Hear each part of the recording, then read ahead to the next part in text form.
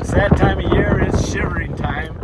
We're out here on a little lake in northern Wisconsin, and the fish are biting. So I want to give you a quick little tutorial on how we're actually shivering out here catching these fish. There's a good one there.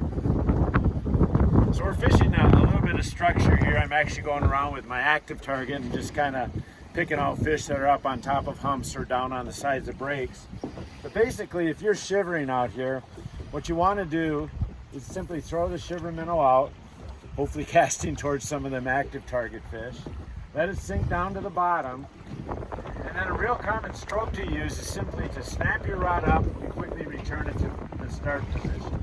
What that does is make that shiver minnow jump, and then the slack line, by giving it back to the start position, the slack line actually lets it run.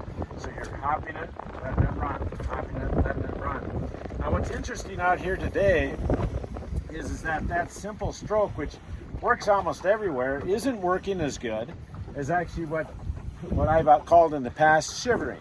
And what that is instead of just making the bait hop once, you make it hop twice or 3 times before you let it hit the bottom.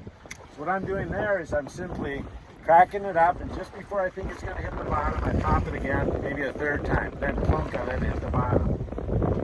Hit it, almost when it hits the bottom, hit it again, then go down the bottom. And what that makes that shiver minnow do is jump, but then as it's gliding back, it jumps again. As it's gliding back, it jumps again.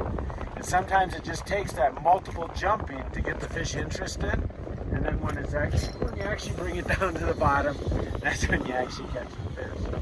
This one ain't a monster, but he definitely got after it. Okay, so that's shivering. Make sure you're either trying the single hop, or like I said, shiver it. 1, 2, 3, and then let it glide. 1, 2, let it glide. You're going to start catching some fish.